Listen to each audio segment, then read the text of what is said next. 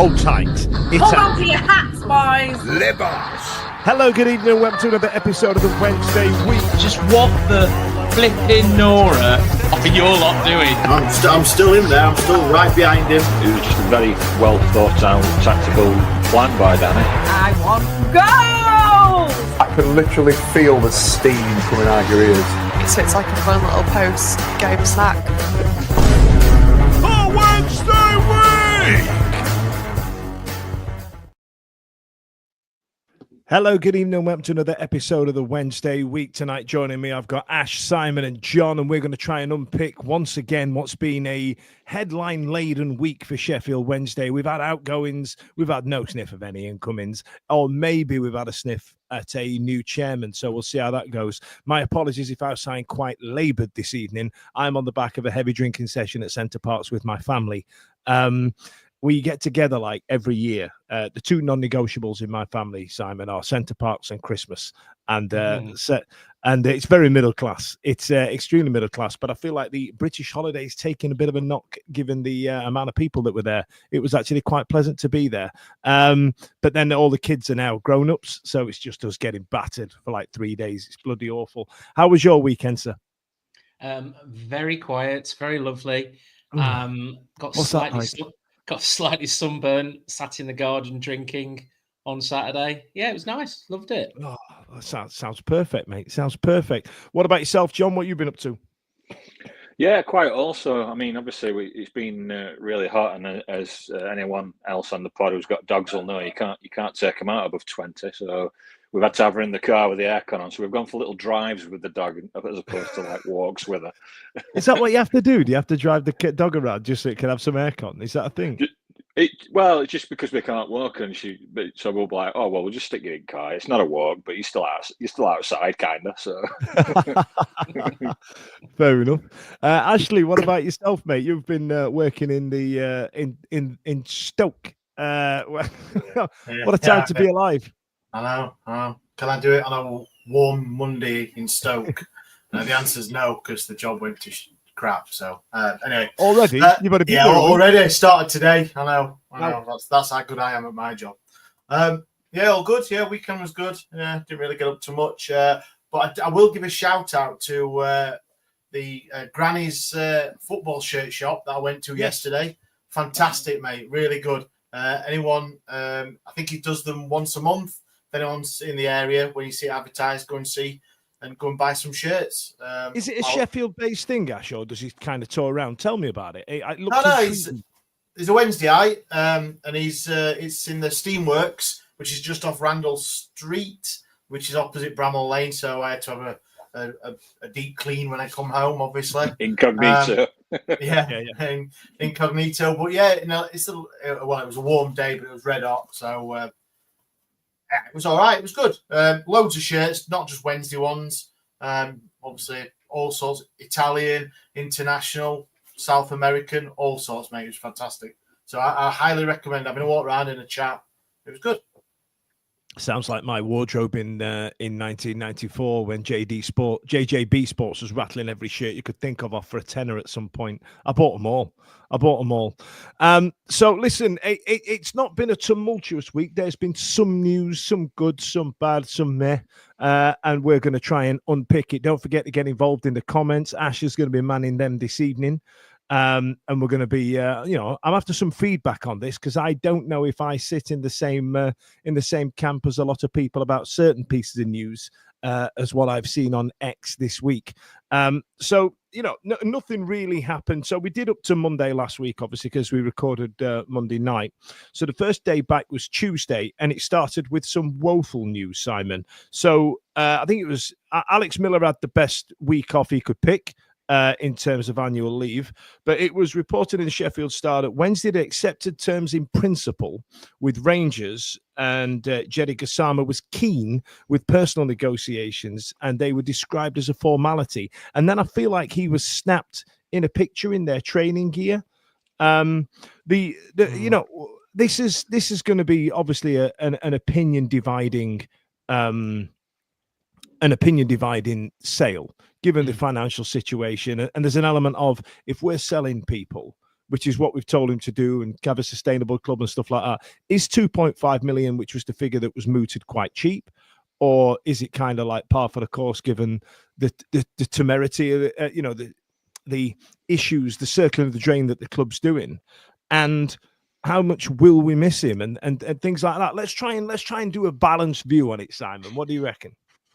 Right, I'm fully on board with the fact that we've got to start looking at some point selling players. We've gone on far too long now of turning big deals down for players when they've actually got some sort of value.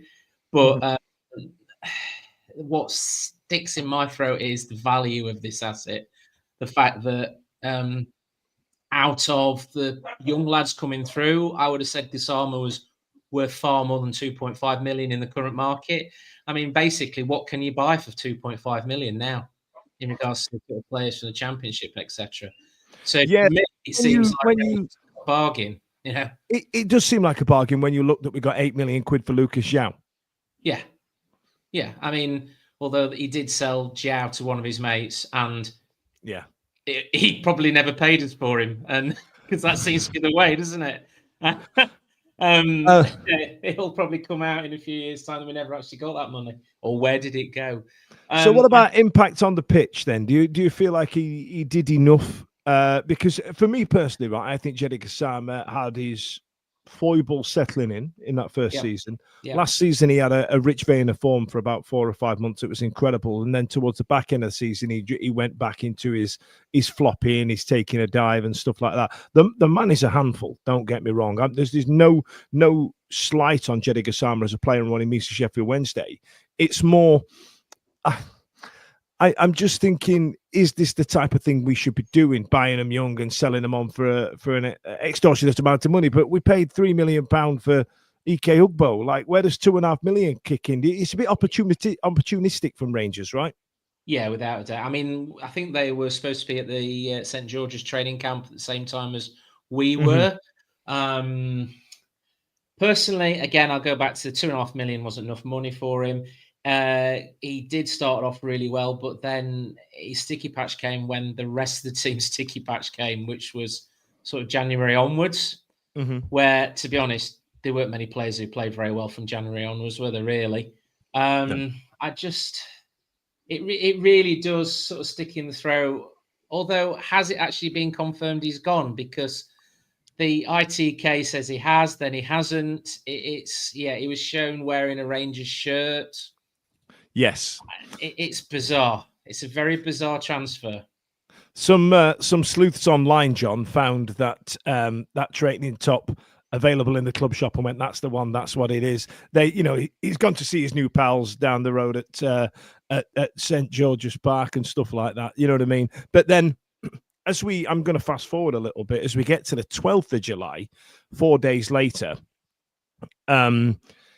It was delayed. It was delayed because all of a sudden it got announced, and we'll get to that in a bit. Danny Röhl might be coming back, and that hinted heavily that the club might be changing hands. And we were linked heavily with John Texter and Fatiti.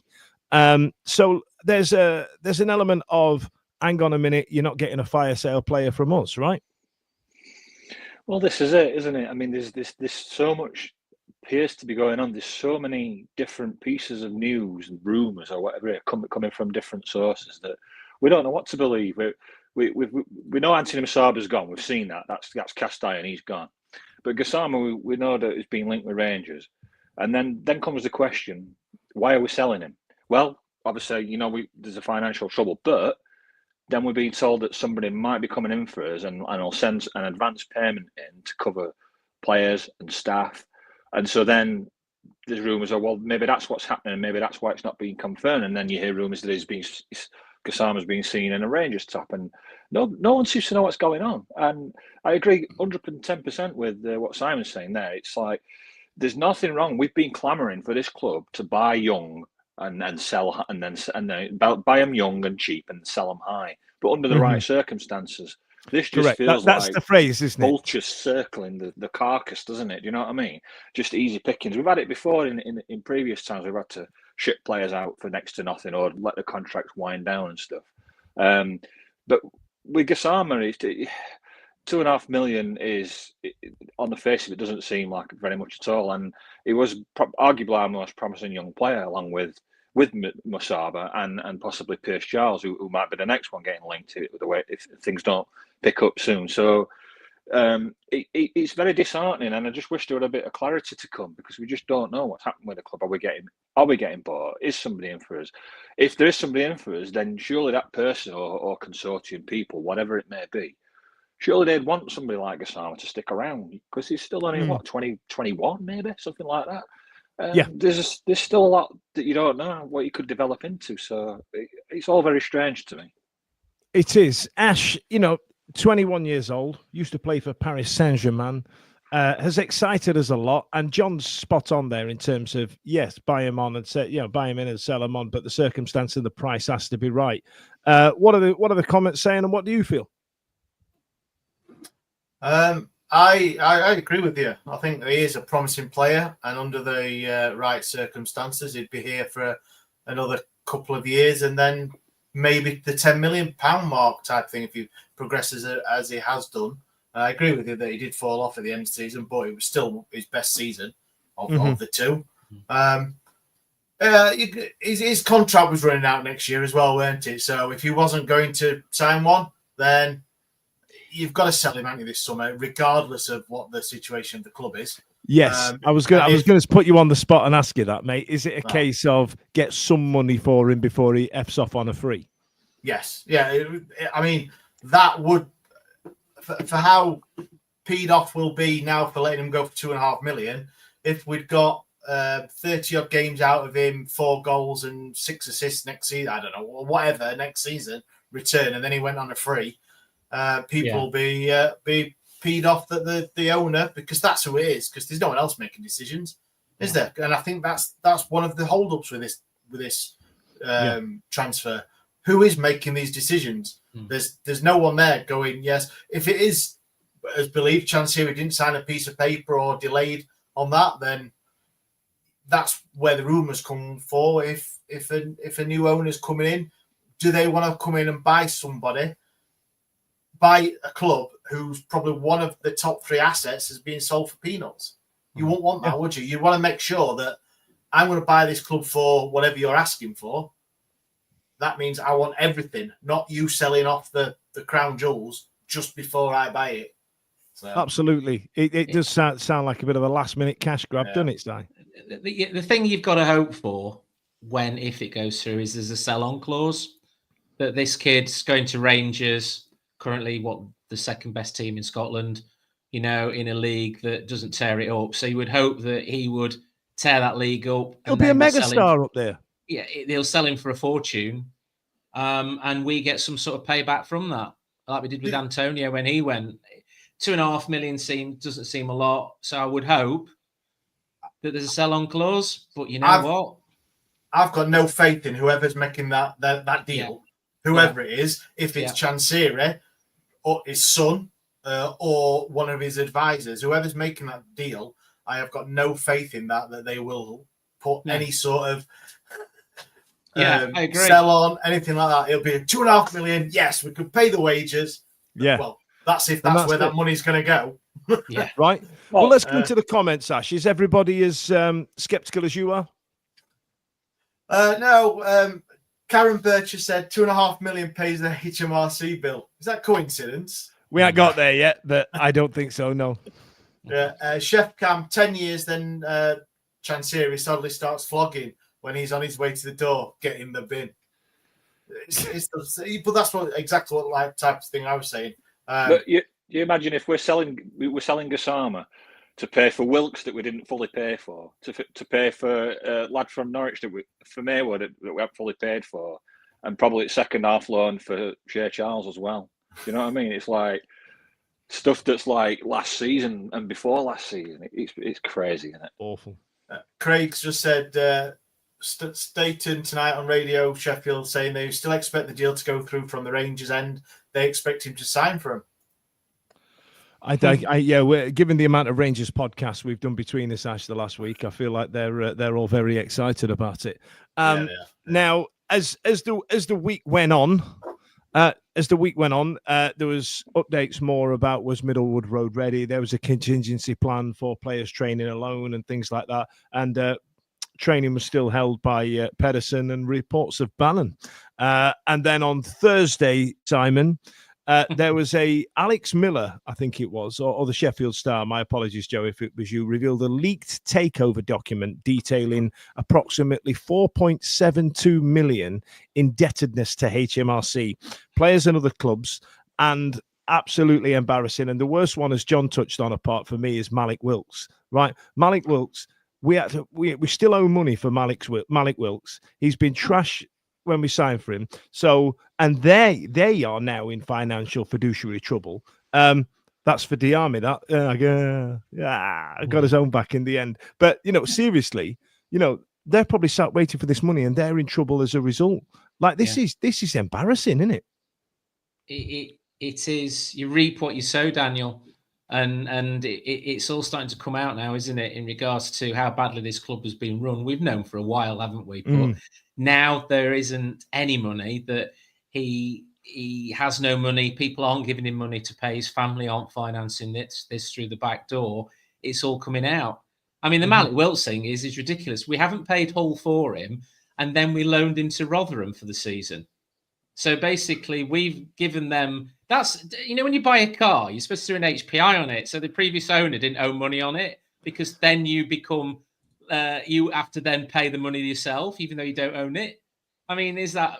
What have Rotherham been paying us for Malik Wilkes? And where's that gone?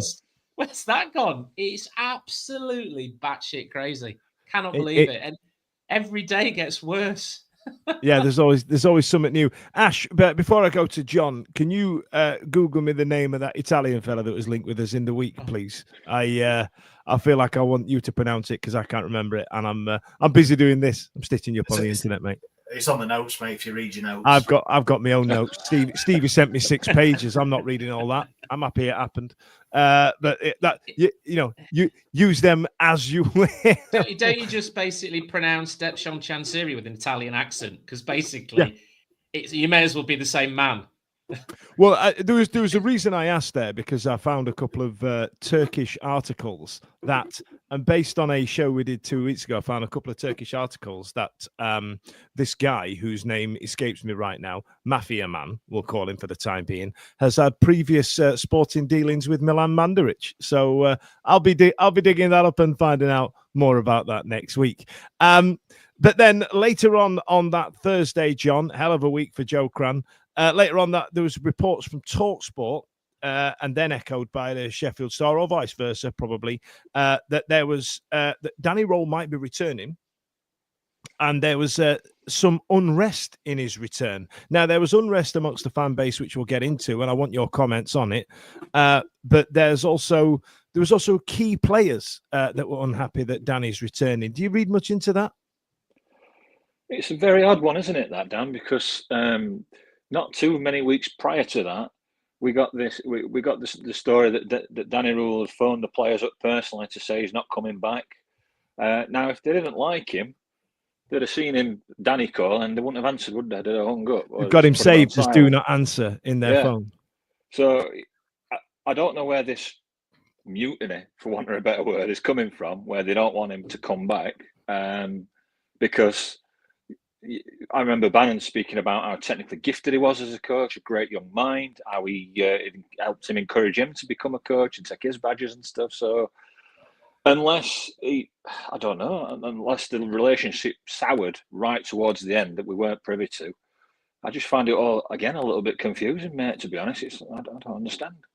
It can't be confirmed, but one thing that can be confirmed, Ash, is the division it's caused amongst the fan base in terms of Danny's, at this point, rumoured return, which has now come about, if I skip forward a couple of days, that Danny Röhl has returned to work today and he has been taking training. What do the fans have to say about it, Ash? And where do you fall on it? Because me personally, I'm very much, look, he's one of the best coaches we've had in a number of... I wouldn't work if I weren't getting paid.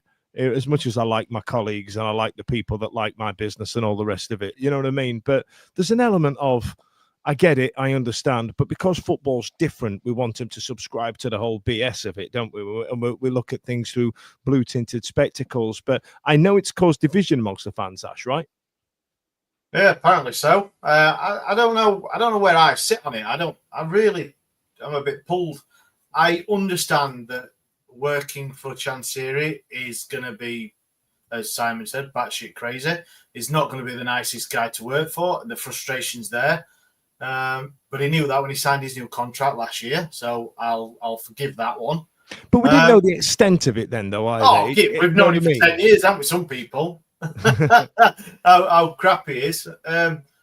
So he extended that, but then obviously not getting paid. I mean, for anyone who doesn't get paid, doesn't matter how much. And we've gone over this for the last God knows how many weeks. Doesn't matter how much money you get paid. If you don't get your wages, that's just not on, is it? Your boss is not paying you what you earn is not on. And then obviously when he left, he was in Germany, he did some interviews and stuff. But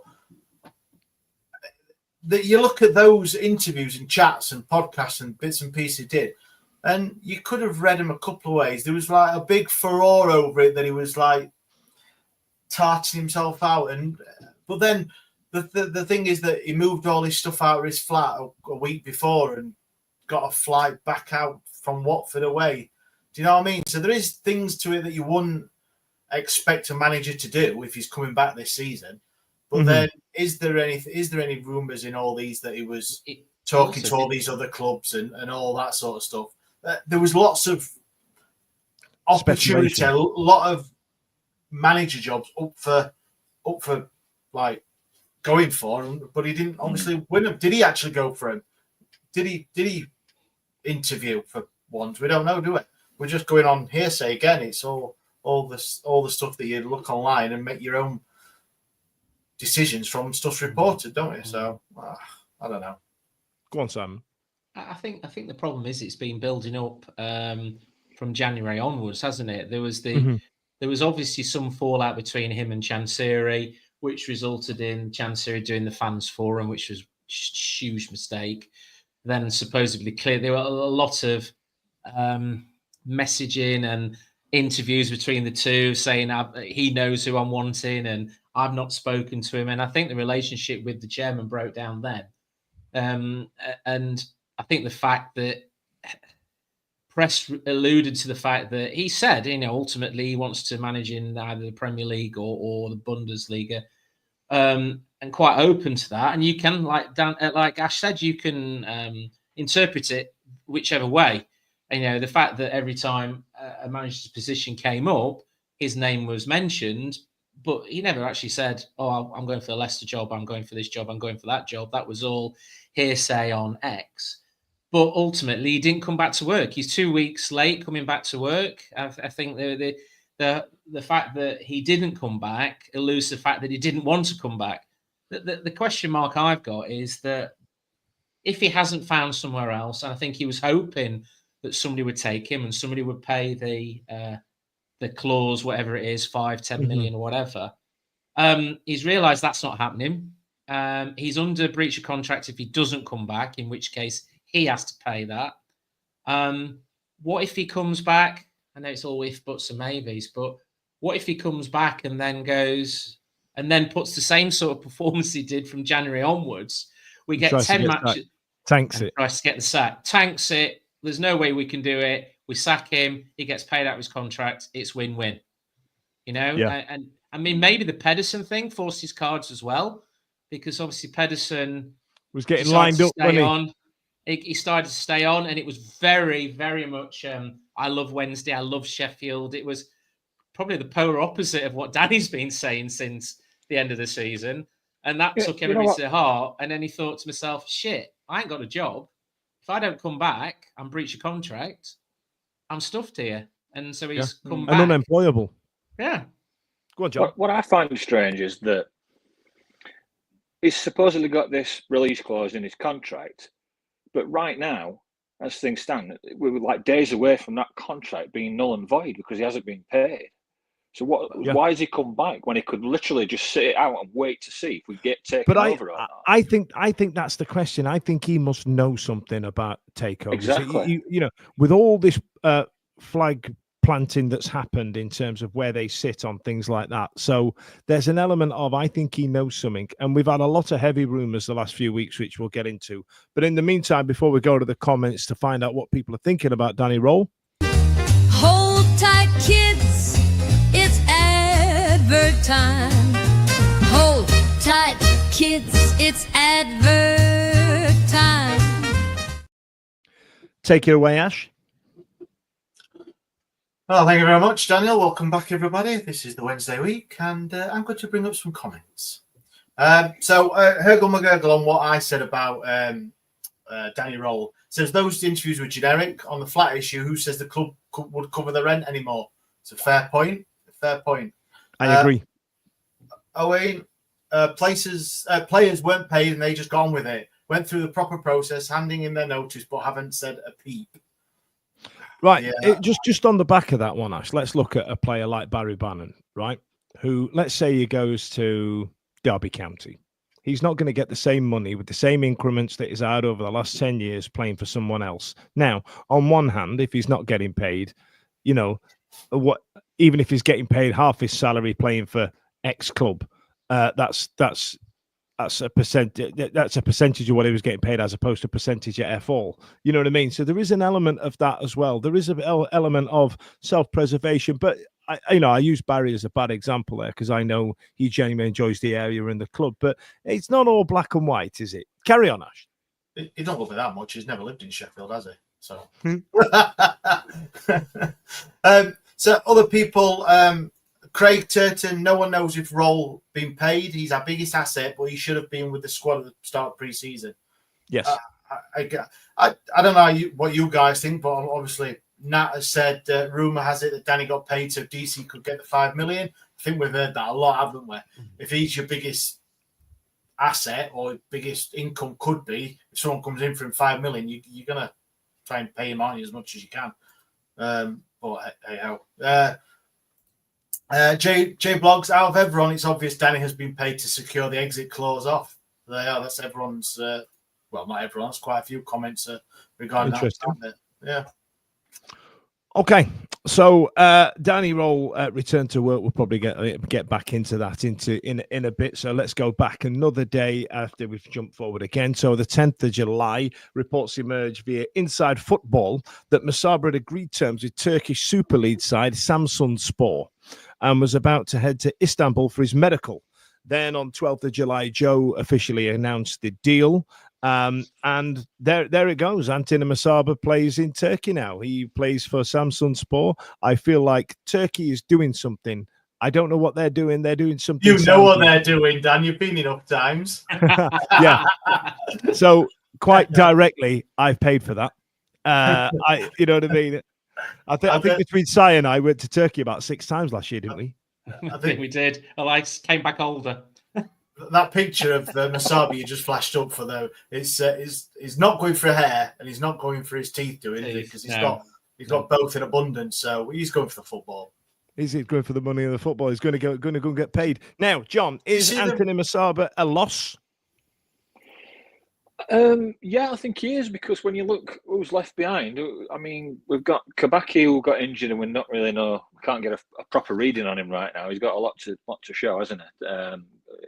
With Kabaki, there's a lot of huff and puff, but no real output. He's not shown a lot, has he? To be honest. Now, obviously, we're waiting on to see what happens with Gassama. So, who's the wingers? You know, who are we going to get down there? I mean, you know, Marvin Johnson's legs went about 3 years ago, so we can't rely on him anymore. So, and plus, they're down the M1 as well. Yeah, exactly. But I do think he's a loss because we haven't got anyone to replace him.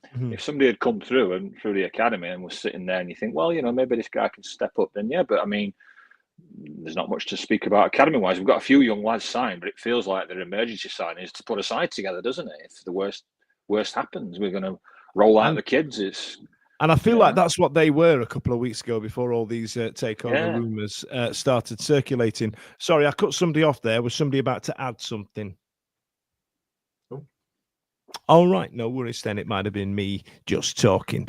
And so, yeah, so the official retained and released list on the 12th of July said that Musaba is gone. Antina Musaba's gone. Simon, just have last word on Antina Musaba, because he had a poor season last year in spite of having a very good season relative in terms of our fighting off relegation season. When it came to fighting for mid-table and even pushing for the playoffs, he didn't really turn up last year, did he? There was a great player in there. Again, I'll go back to his value. And they've said an undisclosed fee, haven't they? And this is the worrying thing again, because I think under the right tutorage, he would have been as good as he was that first season. Was he our highest scorer? And he sort of got overshadowed by Gassama. And he's gone to Turkey, and my God, they're out in the streets, weren't they? Wanting him, this player that's come from Sheffield Wednesday. But then again, you've been a Turkey. They love an excuse for a firework and a tear-up party, you know what I mean? They do. It's just the money again. Look, it's the money. We sold him for. None. So 23 goals in 80 appearances. I feel like Musaba, I agree with you there, Simon. There's a player in there. Ash, are the comments going to miss him? Are the fans out there going to miss him? No one's really said anything, to be honest, mate. But he did have says a lot. But he did have a better season than Gassama last season. His goal and assists thing. So he did have a better season than Gassama with his stats. He got more goals than you realise, Yeah. So I mean, we're saying 2.5 million for Gassama, who is 4 years younger. But then you're talking, I think it was about 800 grand, weren't it, for Musaba? And I think he had a sell-on clause as well. So we're going to see about threepence halfpenny for him, or whatever Simon used to get his pocket money. Go on, John. I think you're right there when you say there was a player in there, because quite often, if you look back at some of the games and like coming off at half time and even full time, you'd often see Danny Röhl going up and putting an arm around Musaba and having a few words with him. So it seemed like he was a frustrating player for Danny to try and coach, because he knew there was some talent in there, but it was consistently getting it out of him. And I think you could see that a lot with Musaba. And, so it's a shame that we've never got to see it, come to fruition, but there you go. It is a shame, but like go back to what we said about Gassama, and selling people. Is it the right time? I'm not sure about his contract, and would anyone else come in for him? Do we need the money that much? Do you know whether if it is only nearly $1 million, it's not really going to touch the sides, is it? So, and I imagine you weren't going to be on a week either. So. No. Frees up space, and whatever money we can get in to pay the shop staff, for example, the people back of house, then you know what I mean. That's right. Yeah. Every penny will help. So then, let me go back.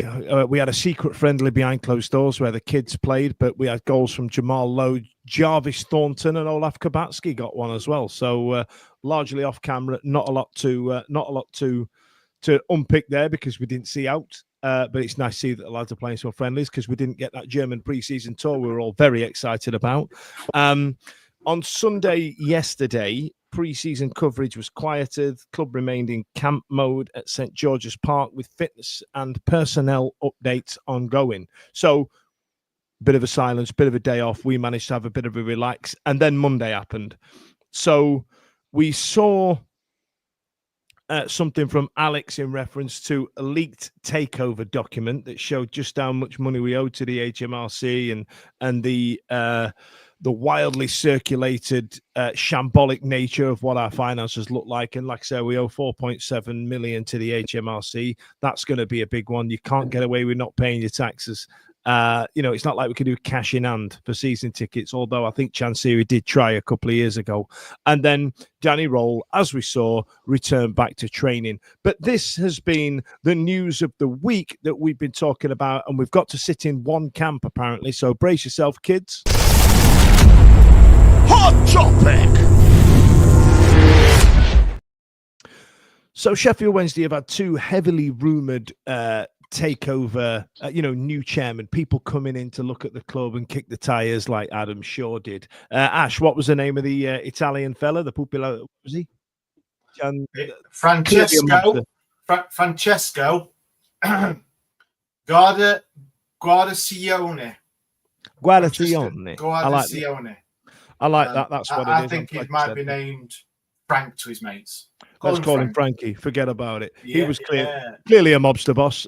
Came in and went, and then a few people followed their son, I believe, or something like that. I did see that. But the two main people that came out of this was Tillman Fertitta, who is the owner of the Houston Rockets, and the other one, obviously, is John Texter, which we spoke about last week. That's had his involvement with Crystal Palace, correct? And Leon, right? Yeah. So let's have a deep dive into these prospective owners, because I still don't know if they're going to be the ones, because like it should happen, these potential owners are very much they should keep it under wraps, and I feel like that's where Adam Shaw kind of didn't curry enough favor. He said the right things, but because of the outward nature of how he was conducting business, I think it gave a lot of people the ick, to cause to use a modern phrase. So 11th was when it came in. What day was the 11th? The 11th was Friday. He was reported to be in advanced takeover discussions, which is the day that it slowed down with the Gassama transfer. And may temporarily inject funds in order to settle urgent debts, ergo the HMRC.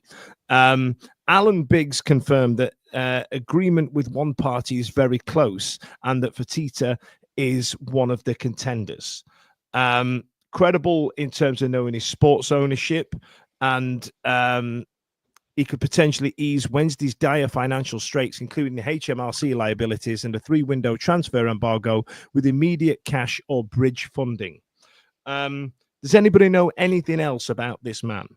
He's very rich. He's very rich, and he bought the Houston Rockets for $2.2 billion. Wow. So basically, Sheffield Wednesday, a small change behind the sofa compared to what his investment in I'm literally Wikipediaing here. He says he's the richest restaurateur in the world. Yes. Because he owns a chain of seafood restaurants in the States. And casinos. So he's got casinos. Money. He owns casinos. He's a very, very wealthy man. So, like I say, to invest $2.2 billion in an NBA team, Sheffield Wednesday are purely just peanuts. Absolutely. So, and he does seem to be a very astute businessman who knows how to run businesses. When you go in McDonald's and you see the little glass collection thing at the front where you put your loose change in. Mm-hmm. That's pretty much what he'd do if he wanted to buy us. Is that minted? He'd just be like, "Oh yeah, here you go. Yeah, oh Sheffield Wednesday, thank you." The archaic PSR rules will put pay to that. I'm sure they will. And then the other one was John Texter. Now Texter is an American billionaire, best known for his Eagle Football Group, which includes stakes in Lyon, Botafogo, Daring Brussels, and until recently Crystal Palace. Sold his 43% stake in Palace for £190 million. Now, there's some money there. Interest was confirmed on the 23rd of June, because he's our longest standing potential suitor, and he was considering a move. And then we had that interview with Jim White and Simon Jordan, where Simon Jordan was caught wryly smiling as John Texter was asked about Sheffield Wednesday. And he admires Wednesday as a championship level club with Premier League potential. Didn't actually say that he was involved. Didn't use the word massive, so he's off my list. And then there's a statement in here on the notes that says Eagle Football Network benefits. Texter sees Wednesday fitting in well with his roster optimization multi-club strategy, able to benefit from loans and player pipelines from Lyon, Botafogo and others. Right? Has there been any actual deal? No. Has there been any confirmed involvement? No. And Chansiri is still talking to others until somebody puts their money with the mouth where the mouth is. It's a bit of a Sophie's choice, Ash, isn't it? I mean, where do you have a preferred candidate? No. Are you very much in anyone but Chansiri? Well, it's got to be, hasn't it? You've got to be. No, I'm not anyone, of course, because not that Italian guy stars. Yeah, of course, yeah. Well, but the thing is with that, Dan, and I'll stick up for you a little bit here. you got pelters when you obviously asked the questions of Adam Shaw, what he was, and obviously I don't want to say this, but it's looking like you were right, because where is he now? So we should still be asking questions about John Textor and I can't pronounce Fatiti. Fatiti as well. Yes, he's supposedly worth 10.8 billion, but someone, and if you're looking on X and everything, his actual only personal fortune is something like 90 million. It's all business that he's all tied up. It's so exactly. So if you deep dive in that much into it, then yeah, it's still 90 million more than Chansiri's got. but it's probably not the wealth that you're hoping someone's personal. But then I don't know how running a football club goes, where you would be using your personal money like that. It would be financed through businesses and stuff. So all that. I don't know much about either of them. I know there's lots going on. But that's a good thing, right? The fact that we don't know anything. We'd love to. Don't get me wrong. We'd all love to, especially on a show like this. We'd love to. But the fact it's being not played out in the public like the Florida-based consortium tried to. I feel like that's a green flag. Maybe, because these links have come from somewhere, haven't they? These come, and I've seen some of the comments on there saying that Rob Stanton tonight on Football Heaven saying nobody can find any link with Tillman to Sheffield Wednesday. There's nothing. So what these things are coming out, whoever's coming out with these things are saying that there's I think Joe announced there was a bid, and then other people have said no, there's no bids. So Joe's obviously got his well-researched and probably people at the club that who confide in him with information that he believes, but then who knows? You just don't know. There's that many people saying things, and I think we've said it on this show, and people have said it along. And if it don't come from either Rob, Joe, or Alex, it's like they are respected journalists, aren't they? Is it real? Do you believe it? We'd all love to have people linked with the club. These billionaire Americans, or I don't know, not so billionaire Italians. I don't know. It's just getting on my tits, to be honest. Let's go through some comments, pal, and then I'll come back to Simon and John. Stu Williams says that's how the ultra rich operate, Ash. Very little liquidity, everything is leveraged against shares and assets. See, I ain't got a clue. I said this last night about his wealth only being $95 million and got attacked for it. 11.2 billion in assets. It's not about getting attacked, is it? It's just asking the questions. Okay, it's just rightly. Someone's obviously researched that. Look. I might think, when Chansiri, and we've seen the videos, Chansiri got announced, and there was, I think we were York away when he come in the car, and everyone was singing his name and all that, and probably going into it a bit blind. And I know there's going to be people 10 years ago that had concerns about him. There always is. But you can't not have concerns about people now either. Do you know what I mean? We all want to get excited, but it's right to ask. You would have to be optimistically cautious. You know what I mean? And I feel like, maybe. Yeah. Let's go through some. Go on, John. I was just going to say the thing is, we're not looking for the wealthiest person out there to own us. Sure, that'd be great, and if they're going to use that money to its full capacity to benefit Sheffield Wednesday, fantastic. Everybody's on cloud nine, aren't they? What we're looking for is an owner to come in, stabilise the club, make sure that everybody's getting paid. There's no threat of embargoes. There's no threat of points deduction. We're consistently at least around, the playoffs and pushing higher. And there's a long-term strategy for the club, including infrastructure and that's all we want. Yeah, right. That's all we want. But you don't need to be super rich for that, though, do you? We don't need John Textor for that. We don't need, Fatita for that. We just need somebody who's got a business acumen to put it all together. You don't need to be like the richest person on the planet. You're absolutely right, John. And this is where Chansiri's failed at the start when he had money, was just running the club badly. Nobody's going to expect for Tita or Texter to be. Very rarely will we see them. They are not going to be the people who make the decisions. They're going to buy the club and they're going to put correct people in place to run the club. So things like preventative maintenance of the stadium, the fact that the North Stand isn't left for 5 years until it starts falling down and fails its safety certificate. The fact that they will look at the academy ground and the training ground and go, not fit for purpose, let's move somewhere else. All intents and purposes, they might look at Hillsborough further down the line and go, we need to move from here. But we need, we haven't had a group of people running the football club for 10 years. We've had one man who in 10 years has learned nothing at all. Not a bean. To the point where he's had the rug pulled from him, from his family. No more money, Devshon. That is it. Sell the club. Full stop. And that's why we are where we are. Absolutely. Now, Ash, before I go to the comments, fan sentiment is lukewarm. A poll showed most Wednesday fans would welcome any investor who pays the bills. That's where we are as a fan base right now. Many voiced concerns about Texter's track record, and rightly so, given the way that it's gone with some of the clubs that he owns. And when it was coming out, Adam Shaw was still kicking the tires, and they would prefer the Florida Bay Shore Consortium. This is before Fatiti was mentioned. The track record is mixed. Texter's investments have seen some success. Botafogo in Brazil, Lyon achieving mid-table stability, but there's been also public management controversies and financial delays, and they're all there for everybody to see. So, where do are the fans as cautiously optimistic as we are? Yeah. Matt Strickland is. Are we all not already wary of seafood merchants? Good. Emily's Marsden's been on and saying that Rob has again been talking about Frankie.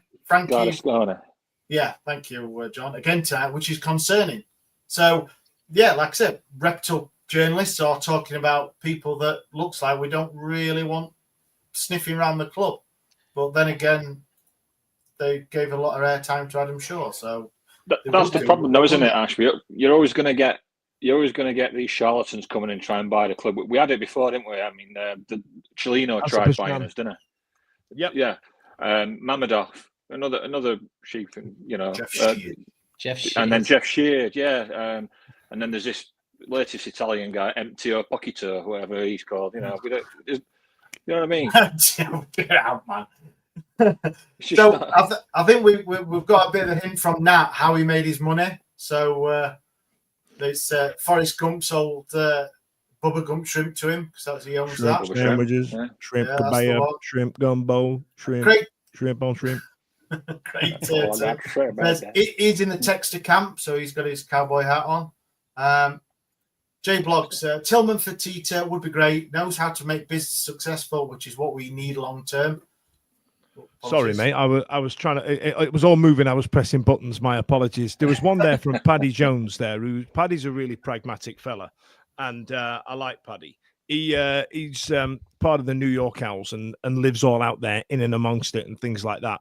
And he says that this Guarisconi appears every year, puts a bid in, falls through when it comes to proving funds. Yeah. And like I say, he's got ties with Mandarich in the background as well that you really need to look for. And I urge you, no. I have many red flags with the man. I'd hope that this company, that whoever has brought this company on board, that have the estate agents, effectively, Blundell's, Spencer's, whatever they are, that are selling Sheffield Wednesday, that they do a fit and proper test and look for funds beforehand. And like you say, this guy's got previous history. So you'll be going, right, okay, let's have proof of funds. And if the Italian guy goes, I've got 2 Fiat 500s and a pizza, then it's a no from me. We are playing cultural appropriation. We are. Well, I'm of an age. Chops off a horse's head and puts it in his bed and makes We're about 2 jokes away from being banned from playing Nintendo at this rate, aren't we? Yeah, we are, aren't we? I feel the guy's I'm going to end up sleeping with the fishes at some point. He's going to fail at the first hurdle, isn't he? If they do this stuff right. And we've got a company that's doing it professionally. So, you've got to go to somebody who's got funds, and the other guys have. Yes, you do. Now, Ash, you've got the big long notes in front of you. Have I missed anything out of that last week? Quite a bit, Daniel. There was a lot of shit in there that I just waded through it and went, this is nuts. Go on, give me are there any juicy ones that I haven't touched upon? Because I feel like the Röhl news and the potential takeovers were always going to dominate proceedings this evening, and the fact that we've signed a 14-year-old didn't really register high up on my list. We haven't signed a 14-year-old. We've what about the football governance independent regulator was passed this week in the Houses of Commons, I think it is. So that's gone. I think so. Clive Betts, your mate, was up there. He was said his bit, and then that's gone through. So that will lead to this independent football regulator coming in, which is supposedly going to help fans against owners. Maybe too late for us, but you never know in the future for other fans of clubs that are going. Do you know what, Ash? I'm glad you brought that up, because there is a concern for the football governance for me. Last Thursday I was speaking to Paul Ross at 1 a.m. on Talksport. I was doing my bit, and we were talking about an independent regulator coming in, and it seems to me like it's going to add another hurdle, another red tape. Does it need some kind of rejig the entire process? Yes, it does. Does the fit and proper test mean anything? No, it doesn't. It's utter trash. As long as you can show your bank statement, there's a few quid in it, you seem to be getting anything. We had a fit and proper test when that geezer went in at Morecambe. We had a fit and proper test when that geezer went in at Portsmouth all those years ago after Milan Mandaric. You know what I mean? So there are, there does need to be change, but adding in another level of just the way you've said it then, Ash, because it smacks to me of the fans forum type of thing, where you've got a load of fans sat there sharpening their knives, ready to go, you're doing this wrong, you're doing that wrong, you're doing this wrong, and expecting it to become law because they said it. You know what I mean? And you, the way you've just worded it then, fans against owners. Now, there are some ropey owners, there are, but what's the positive side of it? Where's the help inside of it? Because it just seems like there's going to be some bloke that the government has got involved with footballing, because it's a great asset of ours as an export of this country, and they've just got involved. And I have reservations about it. Does it need something like it? Yes. Do I trust the government to put it in, especially Keir Starmer? No, I don't. I don't know.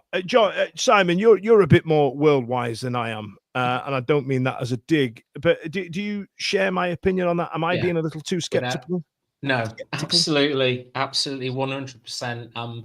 I'm going through an experience at the moment with the government in regards to how they put forward construction sites after Grenfell now, and the requirement now of what they call gateway is that all tower blocks over 14 stories have to be passed by the government, and what it's causing is a huge backlog in the construction industry because it's not set up correctly, and you're going to see a lot of construction companies go to the wall because of. And let's be honest as well. When they put that cladding on Grenfell, the government were involved. It's not like they've gone, wait, there's people just chucking buildings up and we didn't know about it. Bloody hell! You know what I mean? But the legislation they brought in, and the worrying thing that I see with this football governance is, I haven't seen the breakdown now, and it may have changed, but what I saw previously was that it was going to be broken up of very few fans and more to do with the governing people of Premier League. There was a lot of Premier League clubs, chairmen, etc., who were involved in this governance. And it's a massive closed shop football. They protect each other very much. The Premier League protect themselves. The EFL protect themselves.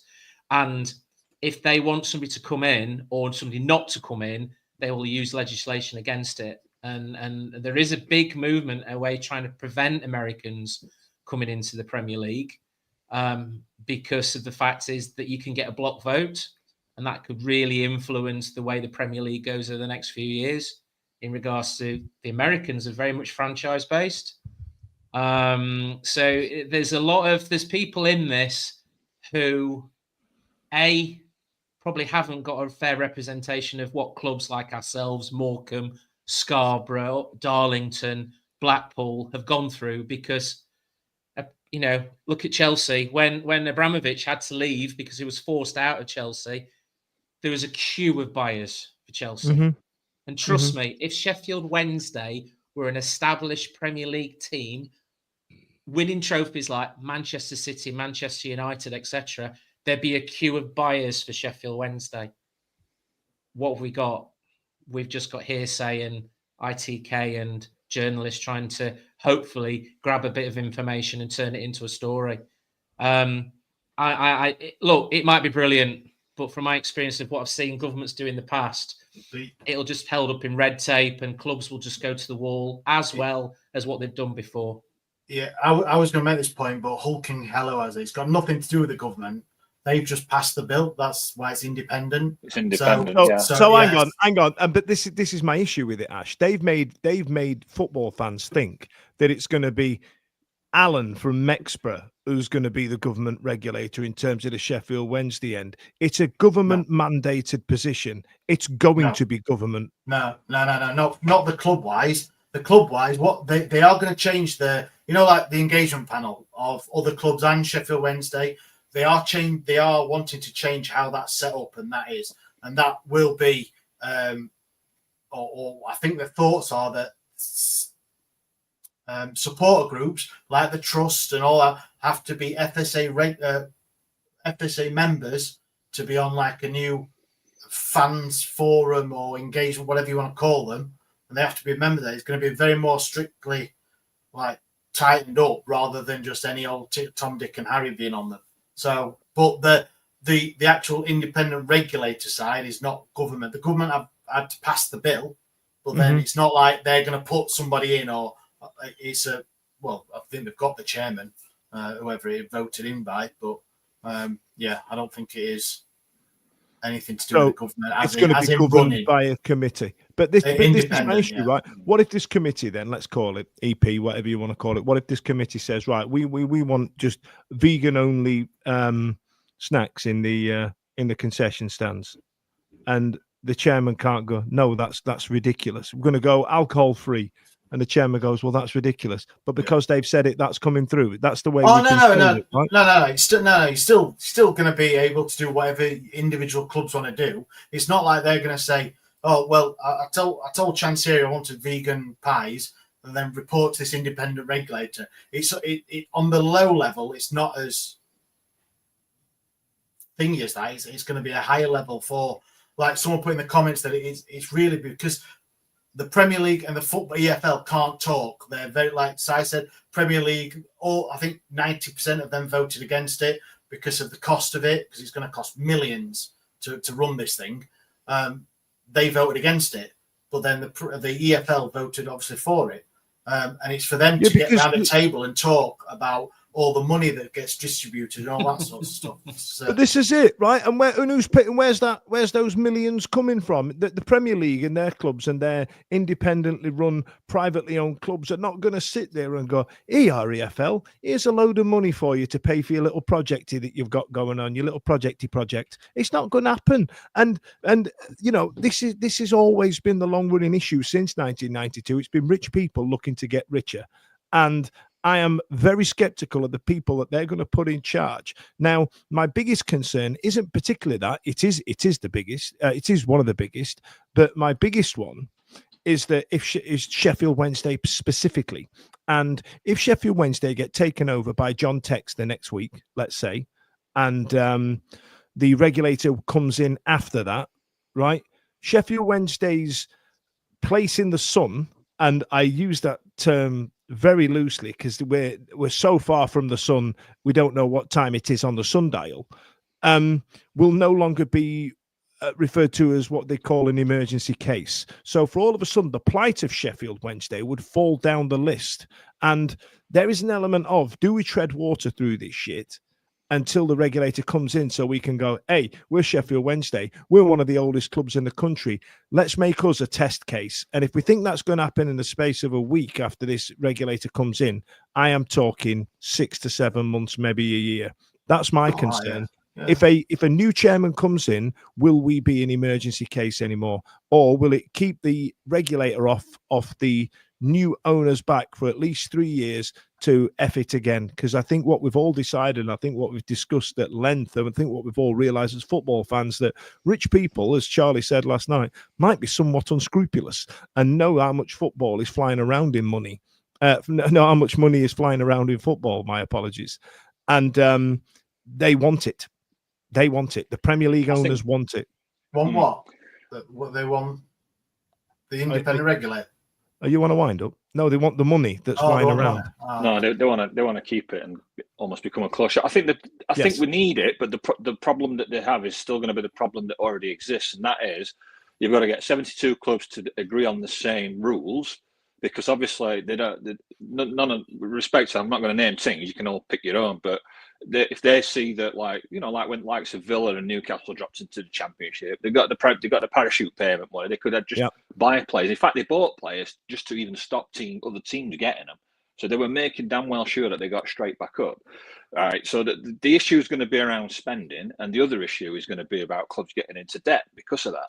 And what the regulator and what the fans want is to stop teams being owned by madmen, irresponsible owners putting clubs' futures at risk. So that's great and that's commendable, but they're still going to have to get around the table and agree what the limits of spending are going to be. And then some of the other teams are just going to be like, no, we don't want that, because we're not going to be able to compete if you're just going to let the bigger clubs spend what they like, and we can't compete with that. So it's going to be tricky. But it's already started in regards to the pointing the people are running this independent. So government I've just read an article here on BBC's website, which was published on the 2nd of June last month, inquiring into the actual chair of this independent regulator, because apparently it's alleged he funded the Labour Party during the election. And now let me clutch my pearls in shookedness. So this is already embroiled in people questioning the people involved in running it. Well, you could just see that with the votes, though. When the votes in the thing came up, you could see that the Labour, they all voted for it, and Conservatives voted against it. It's it'll be. Oh, not all. If that was general, a very high percentage. Yeah. It'll be questioned and questioned and questioned. And like I said 10 minutes ago, clubs like Morecambe, us, clubs will disappear at Bury, the original Scarborough, which is now an Aldi where the McCain Stadium was. They will just disappear and have to resurrect themselves, and they'll be forgotten. Let's go through those final questions I've favorited there, Ash. There's been some good points from the listeners there. Lex, not going to happen. It's the committee. It's the committee. Yep. Carry on. There's a load of them. Ash Green, I had vegan pies and now I'm panicking. Good.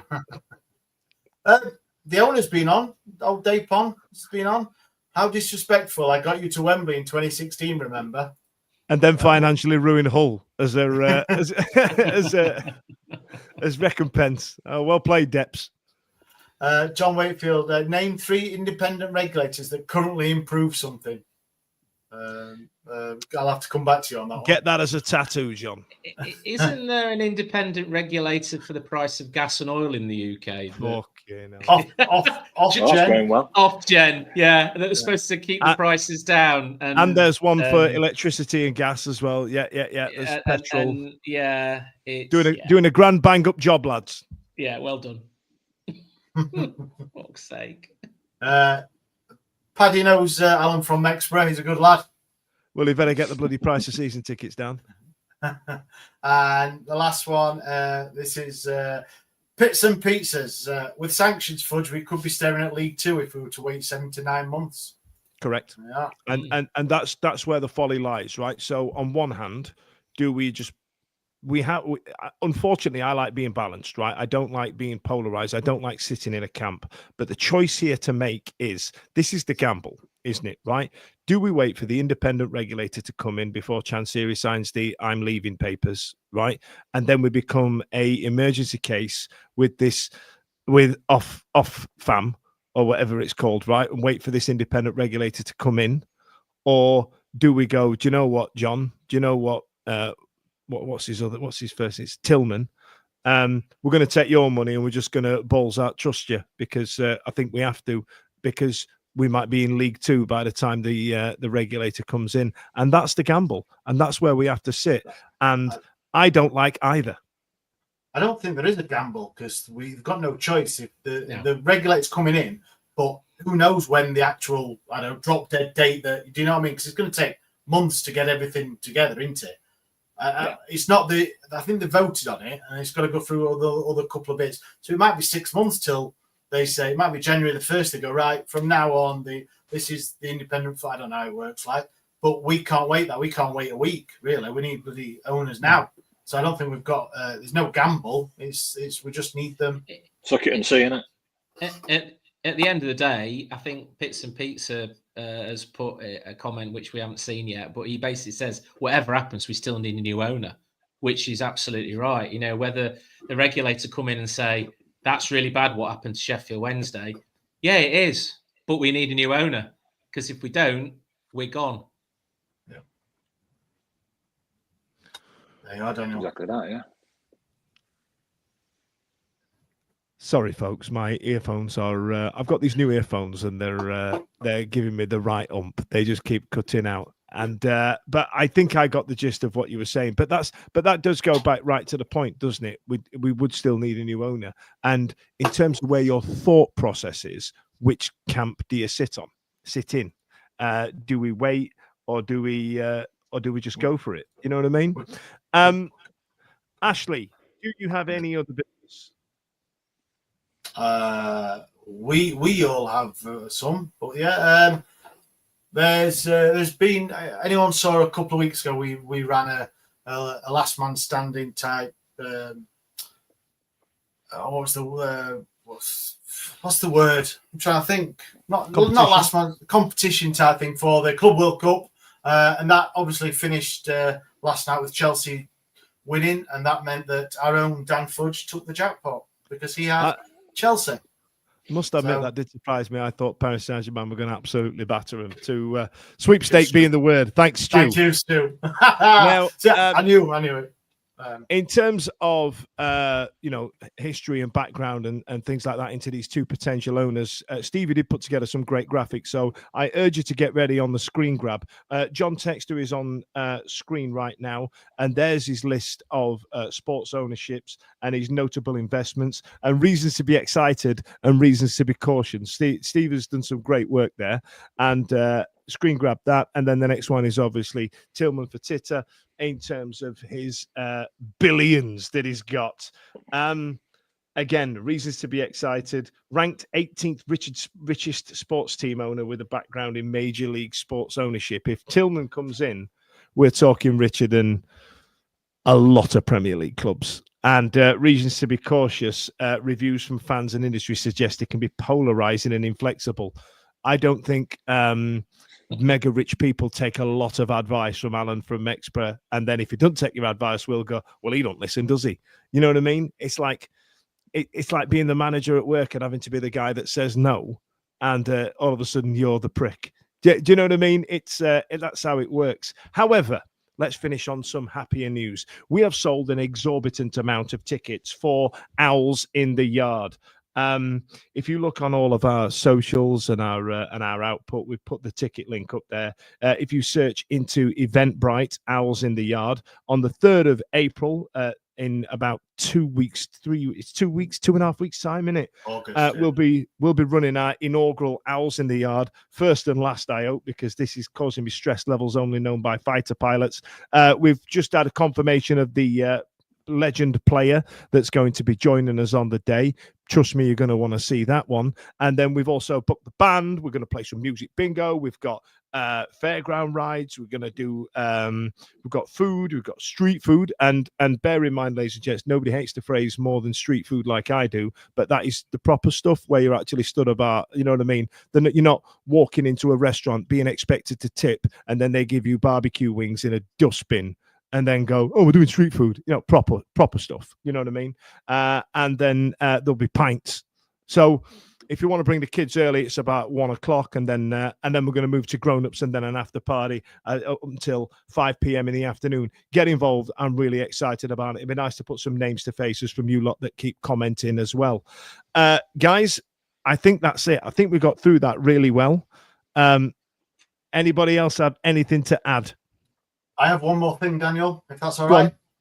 If you've seen, again, on that, because we do everything on socials, that there is the FSA Awards nominations are out again.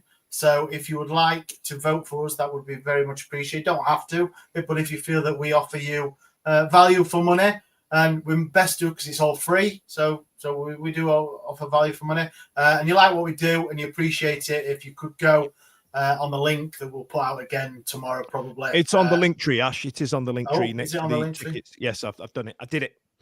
Oh, thank you very much. Go on there. Just drop your name, address. I think you have to put your details in, and just why you like the show. If you do, if you don't like the show, just vote for us anyway, and just lie on there and say we're all 7 very handsome people that do the podcast and appreciate what we do for free. So thank you very much. Appreciate you. John, Simon, Ash, thanks a lot for joining me tonight. You guys out there, thanks a lot for joining us this evening. That was a nice little show, that quite wrapped up. In the interim, see you later. Every week, live from 8 p.m. It's the Wednesday week, bringing you football analysis. He came in. I think he scored a goal. Bringing you banter. Yeah. Bringing you responsible life hacks. Met you wonderful souls at 10 a.m. for some shots. The Wednesday week. 1, 2, 3, 4 live. Available on all social medias. Obviously, this goes out on YouTube and as well as all the other social media out there, podcasts, etc. The Wednesday week 24-25 season. Join us. Put on your podcast.